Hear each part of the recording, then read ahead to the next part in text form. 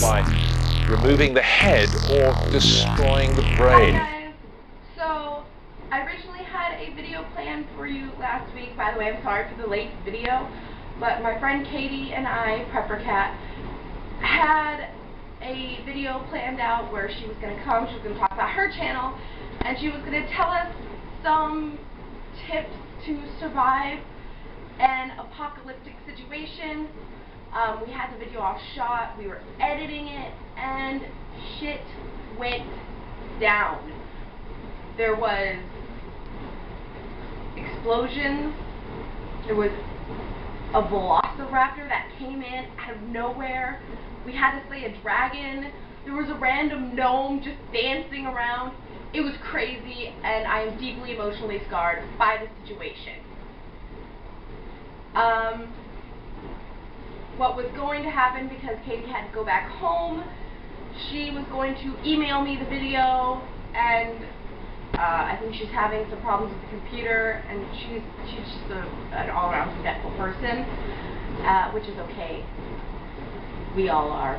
I forget a lot of things too, and that's just it hasn't happened yet. So I'm going to make this video by myself, but Katie is still with us in my heart.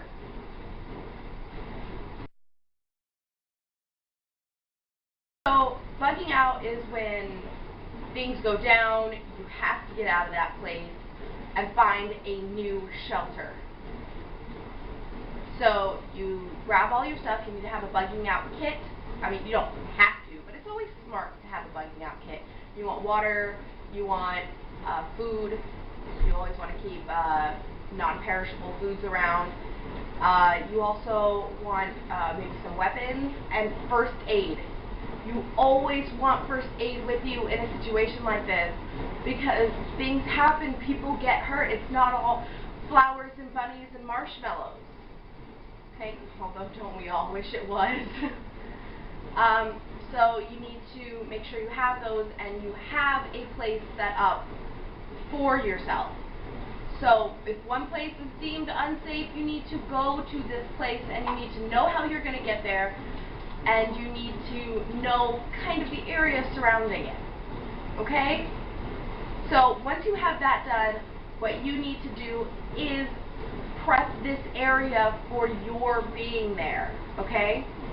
A lot of people, well, I know quite a few people who have actually planned ahead and have another place to go, and are doing things like planting a garden there, replenishable food source. That's always a nice thing to have. Who doesn't like fresh food? And you also need to know where the water source is and whether or not that water source is a clean water source. And you want to have multiple, just in case one water source gets contaminated with something, whatever it is. Because for all you know, this could happen years from now, where water is all contaminated. There's no deeper meaning to this video at all. That's just facts. Before you bunk down at this place, you need to traverse the area and make sure it's safe. It's just, use your common sense. You want to make sure where you're staying is safe.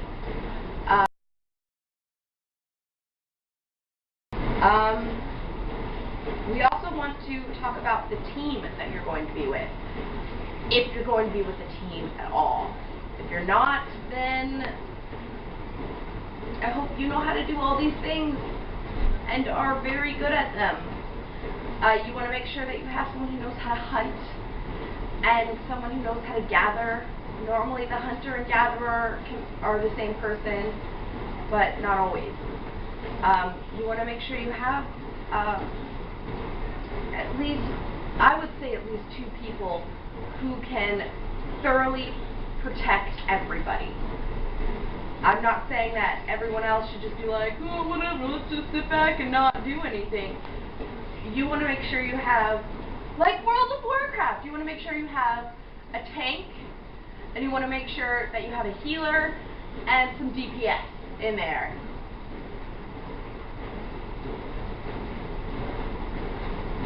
Yep.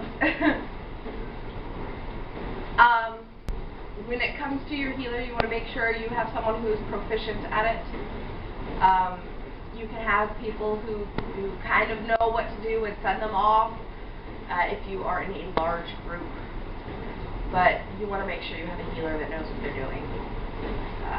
That's just common sense. Just use your common sense, good judgment whenever you're picking people to be part of your team.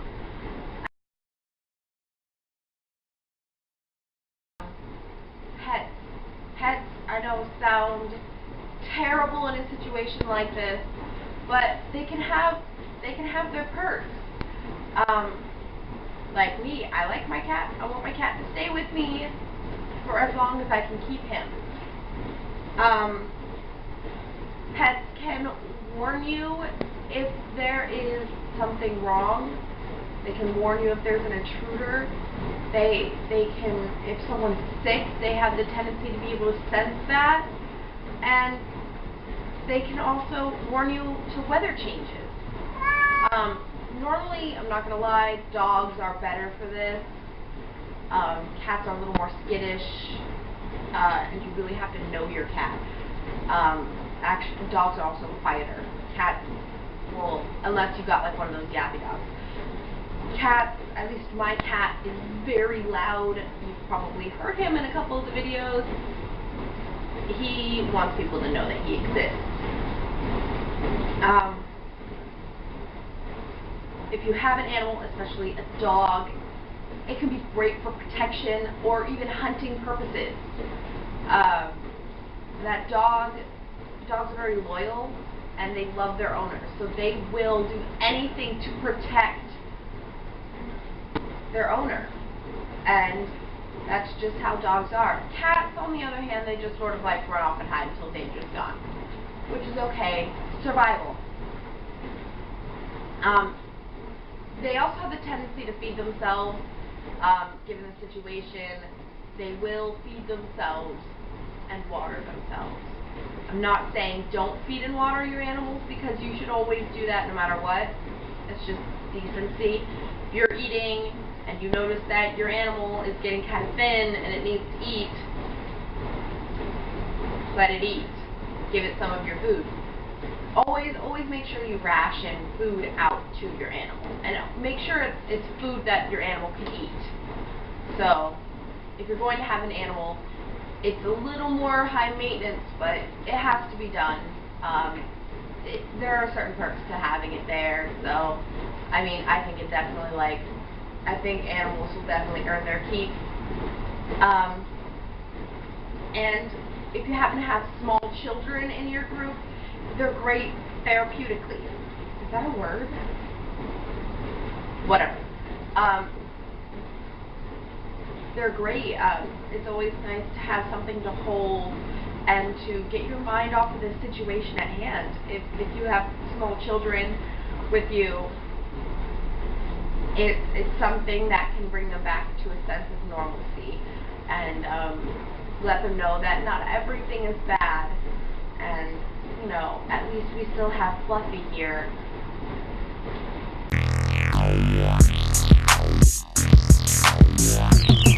Any zombies out there? What you gonna do when they come for you? What you gonna do when they come for you?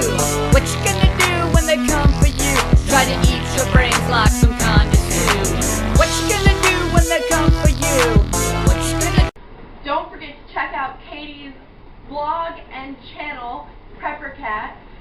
It's going to be pretty cool. I will keep you updated on whether or not she actually has a video posted, because we shot a video, but like I said, I think she's having troubles with her computer, so she's in the middle of editing it, trying to get that up. But her blog is still there. I'll put the links in the description. And I hope you guys have a nice day, and good luck with your prepping. This is sort of the remedial class video, and then you can go on to Katie's stuff, which is goes into a lot more detail, and she knows more about what she's talking about. Whereas I'm just sort of vomiting information at you. So have a nice day, and bye.